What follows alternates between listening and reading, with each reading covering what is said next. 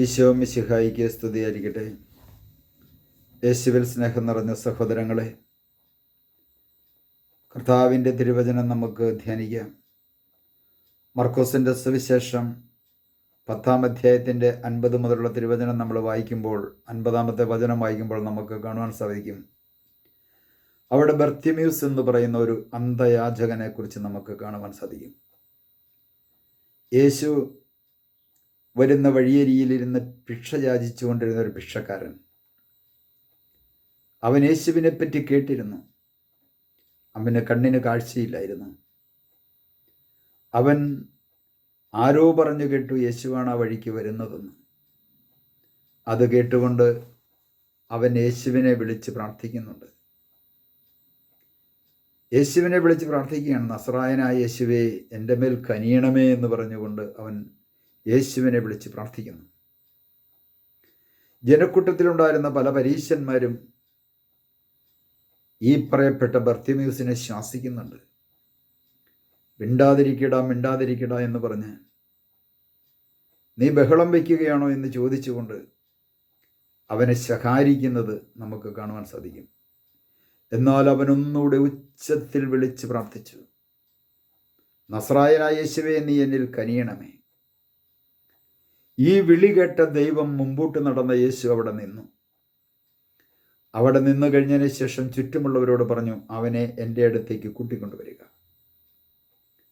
പ്രിയ സഹോദരങ്ങളെ, ആ ഉച്ചത്തിൽ വിളിച്ച വിളി, ഈ അന്ധയാചകന്റെ വിളി, ആ വിളിയൊരു പ്രാർത്ഥനയായിരുന്നു.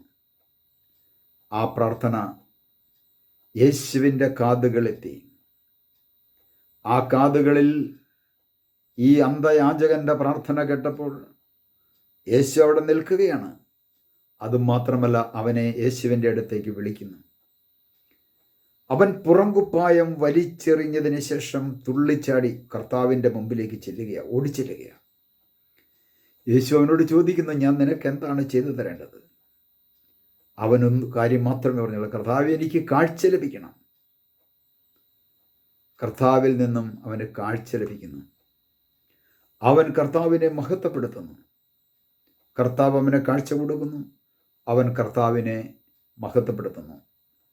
പ്രിയ സഹോദരങ്ങളെ, ഒരു അന്ധയാചകനെ സംബന്ധിച്ചിടത്തോളം കർത്താവിൻ്റെ അനുഗ്രഹം സ്വന്തമാക്കുവാൻ അവന് സാധിച്ചത് അവൻ കർത്താവിനെ വിളിച്ച് പ്രാർത്ഥിച്ചതിൻ്റെ പേരിലാണ്. അവൻ മിണ്ടാതിരുന്നായിരുന്നുവെങ്കിൽ അവനത് കിട്ടില്ലായിരുന്നു. ചുറ്റും നിന്ന് പലരും അവനെ ശാസിച്ചു, മിണ്ടരുതെന്ന് പറഞ്ഞു. ഇന്ന് ദൈവത്തെ വിളിച്ചപേക്ഷിക്കുന്ന പല വ്യക്തികളെയും പലരും പലതരത്തിലുള്ള കമൻറ്റുകൾ പറഞ്ഞ്, നിന്ദാവാക്കുകൾ പറഞ്ഞ്, അപവാദവും മോശമായ രീതിയിലും പറഞ്ഞ് അവരെ ഇല്ലായ്മ ചെയ്യുവാൻ വേണ്ടി ശ്രമിക്കുമ്പോൾ, അതിൻ്റെ മുകളിൽ നിന്നുകൊണ്ട് ആ കർത്താവിൻ്റെ മുമ്പിലേക്ക് കരമുയർത്തി നാം ഓരോരുത്തരും ദൈവത്തെ വിളിക്കുവാൻ തുടങ്ങിയാൽ ആ ദൈവം ആ വിളി കേട്ട് നിൽക്കും. നമ്മുടെ ആവശ്യങ്ങൾ എന്താണെന്ന് അവിടുന്ന് അന്വേഷിക്കും.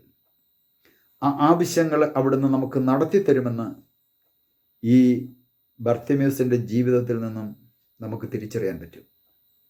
പ്രിയ സഹോദരങ്ങളെ, നമ്മുടെ ജീവിതത്തിൽ പ്രശ്നങ്ങളോ പ്രതിസന്ധികളോ ഉണ്ടെങ്കിൽ അവ കർത്താവിൻ്റെ മുമ്പിലേക്ക് കൊടുക്കുമ്പോൾ, കർത്താവ് അതിനെ ആശീർവദിക്കുമ്പോൾ, അത് നമ്മുടെ ജീവിതത്തിൽ അനുഗ്രഹമായി മാറും. ആ കാഴ്ചയില്ലാത്ത കണ്ണിനെ കർത്താവ് ആശീർവദിച്ചപ്പോൾ ആ കണ്ണിന് കാഴ്ച ലഭിച്ചതുപോലെ നമ്മുടെ ജീവിതത്തിൽ കാഴ്ചയില്ലാതെ തകർന്നു കിടക്കുന്ന മേഖലകളെ കർത്താവിനെ ആശീർവദിക്കുവാനായിട്ട് നമുക്കൊന്ന് വിട്ടുകൊടുക്കാം. ഒരു നിമിഷം നമുക്ക് പ്രാർത്ഥിക്കാം. കർത്താവായ യേശുവേ, അന്ധയാചകൻ അങ്ങയുടെ മുമ്പിൽ പ്രാർത്ഥിച്ചപ്പോൾ അവൻ്റെ പ്രാർത്ഥന കേട്ട് അവൻ്റെ കണ്ണുകൾക്ക് കാഴ്ച കൊടുത്ത കർത്താവേ, ഞങ്ങളുടെ ജീവിതത്തിൽ പലതും തകർന്നു കിടപ്പുണ്ട്. കാഴ്ചയില്ലാത്ത അവസ്ഥകളുണ്ട്. അന്ധരായി കഴിയുന്ന ഞങ്ങൾ ഓരോരുത്തരും നല്ല കാഴ്ചയുള്ളവരായി മാറുവാൻ, തകർന്നു കിടക്കുന്ന മേഖലകളെല്ലാം ഒന്ന് ഉയർത്തപ്പെടുവാൻ അവിടുന്ന് ഇടയാക്കണമേ. അവിടുന്ന് അവയെ ആശീർവദിക്കണമേ. പിതാവിൻ്റെയും പുത്രൻ്റെയും പരിശുദ്ധാത്മാവിൻ്റെയും നാമത്തിൽ ആമേൻ.